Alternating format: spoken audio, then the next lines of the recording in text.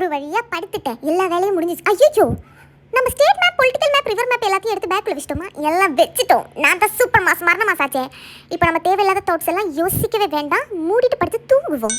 நாளைக்கு வர்ணவி வருவாளா என்னன்னு தெரியல, எனக்கு அவளை பார்த்தாலே ஒரு மாதிரி காட் ஆகுது. எனக்கு சுத்தம் எனக்கு பிடிக்கவே மாட்டேங்குது. வந்து ஹூ ஹூ அப்படின்னு ஓவரா ட்ராமா பண்ணுவா. இதெல்லாம் நான் பார்த்துக்கிட்டு இருக்கணும், எல்லாம் என் நிலைமை. சரி சரி ஸ்ருதி, இதெல்லாம் நம்ம யோசிக்க வேணாம், படுத்து தூங்குவோம்.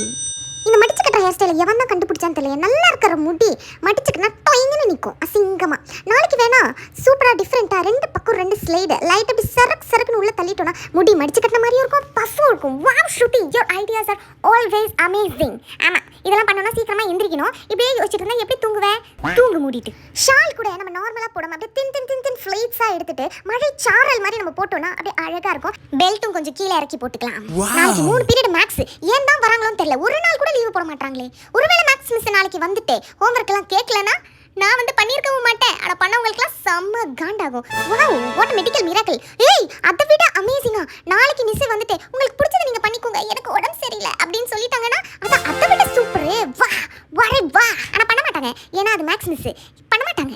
ஐயோ, இப்போதான் படுத்தேன், இப்போ வேற பாத்ரூம் போகணும் போல இருக்கே. போயிட்டு வரலாமா? ஐயோ, இல்லை நாளைக்கு காலையில் போய்க்கலாமா? வரவே எப்படி எங்கள் அம்மா நாளைக்கு தயிர் சாதமும் கேபேஜ் பொரியல் தான் கொடுத்து அனுப்புவாங்க. ஆனால் ஷில்பா எடுத்துட்டு வந்திருப்பா பிரியாணி. அடியே, தூங்க மாட்டியாடி நீ?